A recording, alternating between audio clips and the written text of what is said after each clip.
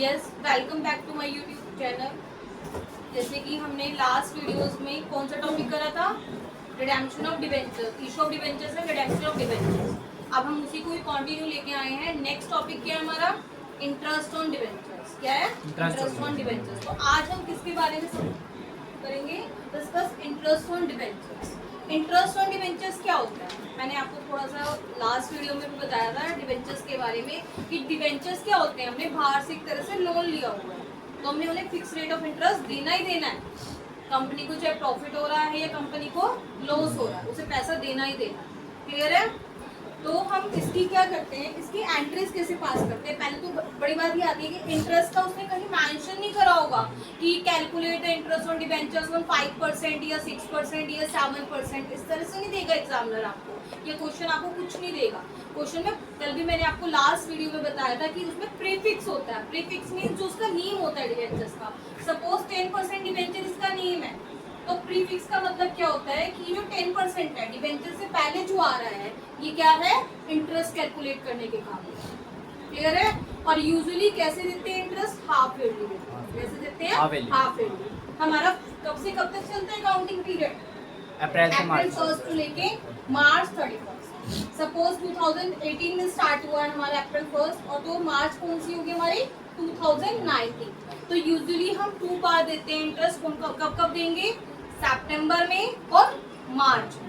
भाई अप्रैल से लेके सितंबर तक फर्स्ट हाफ ईयरली सेशन कब होगा? देखिए, अप्रैल, मई, जून, जुलाई, अगस्त, सितंबर। कितने मंथ्स हो गए? 1 2 3 4 5 6 मंथ्स हो गए। तो पहला हाफ ईयरली तो हमारा ये होगा। तो इंटरेस्ट कब देंगे हम इसका? सितंबर 30। कब देंगे? सितंबर 30। फिर क्या शुरू हो गया सितंबर के बाद हमारा?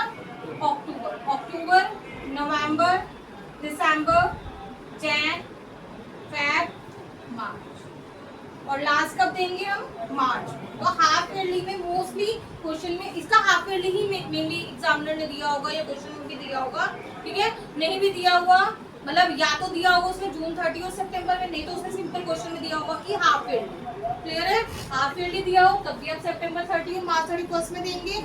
अगर नहीं दिया हो और या उसमें वहाँ पर डेट्स दी होंगी कि सितंबर 30 और मार्च 31। तो अब इसकी एंट्रीज क्या होती है? मैं नहीं दिया हो तो सितंबर 30 में कंसीडर करना है। हाँ भाई, हाफ ईयरली दिया हुआ है साफ। तो हाफ ईयरली कब बैठेगा उसका? सितंबर 30 और मार्च 31। नहीं तो उसने डेट दी होगी कि जो कंपनी है जो इंटरेस्ट दे रही है कब दे रही है? सितंबर 30 और मार्च 31। ये डेट दी होगी या हाफ ईयरली, दोनों का मीनिंग तो सेम ही है। ये दो तरह के क्वेश्चन आते हैं। क्लियर है या नहीं है? तो इसकी क्या एंट्रीज करते हैं इंटरेस्ट की? जैसे हम डिबेंचर्स की करते हैं, सेम ऐसे ही इसकी इंटरेस्ट की आ जाएगी। डिबेंचर्स की भी क्या होती है? 2 एंट्री होती है। वो तो हम फर्स्ट एंट्री बैंक की करते हैं, तो bank account debit to 10%, debenture application allotment 10%, debenture application allotment account debit to 10%। लेकिन अब इसमें इंटरेस्ट की करनी है, तो इंटरेस्ट को पहले क्या करेंगे? ड्यू करेंगे। क्या करेंगे? इंटरेस्ट की ड्यू की करेंगे। क्या एंट्री आएगी इंटरेस्ट की? Interest on debentures account debit, interest on debentures account debit to debenture holders. Interest on debentures account debit to debenture holders. Clear है? सेकंड एंट्री क्या जाएगी हमारी? इनको उठा के पेमेंट कर दीजिए। Debenture holders account debit to bank. Clear है? मैम यहाँ बैंक देखिए, सपोज हमारे पास 2 लाख डिबेंचर्स। कितने डिबेंचर्स हैं? 2 लाख डिबेंचर्स हैं, 100 का ईच, और 10% डिबेंचर्स नेम दिया हुआ है। 10% डिबेंचर्स कंपनी ने इशू करे और 2 लाख डिबेंचर्स है, 100 का ईच है। तो कैसे आप इंटरेस्ट कैलकुलेट करेंगे? मैं आपको कैलकुलेट करके दूंगा। 2 लाख इंटू 100 कितना आ जाएगा? इसको थोड़ा सा कम ले लेते हैं, ज्यादा आपका कॉम्प्लिकेटेड बन जाएगा। 20,000 डिबेंचर्स है, 20,000 मल्टीप्लाई बाय 100। मल्टीप्लाई में 0 क्या हो जाती है? प्लस। आपको कैलकुलेट करने की भी जरूरत नहीं है। तो कितना आ जाएगा ये आपका अमाउंट? 1 2 3 4 5 6 0 आ गया। तो 20 लाख आ गया। कितना आ गया? 20 लाख डिबेंचर्स है। इंटरेस्ट क्या है? ये प्रीफिक्स करा हुआ है। कितना है? 10%। कितना बेटा? 10%। क्लियर हो रहा है सभी को अच्छे से? अब हमने इंटरेस्ट कब देना है? हाफ ईयरली, जो ये हमारा 10% निकलेगा, ये तो पूरे ईयर का निकलेगा, लेकिन हमें कब देना है? 6 मंथ्स का देना है। तो 6 मंथ्स का निकालने के लिए क्या करेंगे? हमारे पूरे ईयर में कितने होते हैं, जितने पे दे रखा है उससे डिवाइड कर दें, जितने का कैलकुलेट करना है उससे मल्टीप्लाई कर दें। कितने पे दे रखा है हमें? 12 मंथ्स का, तो 12 से तो डिवाइड कर देंगे इसे। और कितने मंथ्स का चाहिए हमें? 6 मंथ्स का, 6 से मल्टीप्लाई कर दीजिए। किसी भी चीज को कैलकुलेट करना हो, मंथ्स वगैरह कुछ भी निकालने हो, जिस पे गिवन है डिवाइड, और जिससे निकालना है मल्टीप्लाई, तो ये निकल हमारा कैलकुलेट हो जाएगा। तो कितना आ जाएगा? ये 20 से 20 कैंसिल हो गई आपकी, कितना बच गया? 6 2 12, 1 0 1 2 3 4 0 है हमारी, 1 2 3 4, 10,000 मल्टीप्लाई बाय 100, 1 लाख का कितना आ गया? 1 लाख का। तो यहाँ पे कितना आएगा हमारा अमाउंट? 1 लाख। 1 लाख का पहले हमने ड्यू करा और 1 लाख का पेमेंट करा। टू बैंक, आपने अकाउंटिंग में पढ़ा, टू बैंक का मतलब क्या होता है? पेमेंट, पैसा जा रहा है हमारे पास। तो यहाँ बैंक की जगह कुछ और भी हो सकता है? नहीं, कैश में नहीं होता, यूजुअली बैंक के थ्रू ही एंट्री होती है। क्लियर है? उसके बाद लास्ट में क्या करेंगे? जो इंटरेस्ट है, इंटरेस्ट को कहाँ पे करेंगे transfer? Profit and loss, PL, statement of profit and loss account debit to interest on debentures account. कितना करेंगे? 1 लाख। लेकिन एक बात ध्यान रखना बेटा, अभी तो मैंने आपको सिंपल बताया, हाफ ईयरली बताया।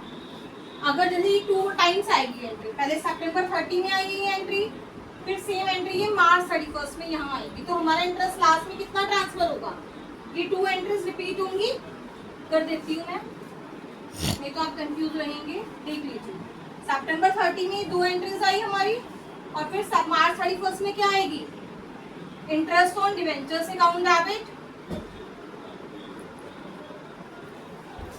To debenture holders 1 lakh. Repeat करेंगे सेम एंट्री, 2 टाइम्स दे रहे हैं ना इंटरेस्ट, तो 2 टाइम्स ये 2 एंट्री आएंगी। जो statement of profit and loss की है वो ईयर के एंड में ट्रांसफर करेंगे, दैट इज ऑन मार्च 31। तो हमारी क्या आएगी यहाँ पे? Debenture holders account debit to bank account. 1 lakh कैसे आया पता चल गया ना? दोबारा से यही कैलकुलेशन करेंगे, 1 लाख ही आएगा। तो कितना आ गया ये हमारा? मैम ये दोबारा एंट्री करेंगे, उसके बाद स्टेटमेंट लिखेंगे हम। हाँ जी, क्योंकि लास्ट में मार्च 31 में हम इसको उठा के statement of profit and loss में ट्रांसफर कर देंगे। Statement of profit and loss account debit to interest on debentures. कितना ट्रांसफर होगा? 1 लाख पहले दिया सितंबर में, 1 लाख बाद में दिया, तो कितना ट्रांसफर हो जाएगा? 2 लाख रुपीज। जो पीएल में ट्रांसफर करेंगे वो लास्ट में इकट्ठा करेंगे, अलग अलग नहीं करेंगे। मैम बहुत आसान है, तो इजी है। Yes ma'am. Interest on debentures account debit to debenture holder to bank, फिर दोबारा से यही एंट्री करनी है मार्च 31 में भी, और लास्ट में क्या करेंगे? Statement of profit and loss में transfer. Ma'am profit and loss में पूरा अमाउंट होगा टोटल? हाँ जी, पूरा अमाउंट होगा। Thank you. अगर आपको ये मेरी वीडियो समझ में आए तो मुझे खूब सारा प्यार दें।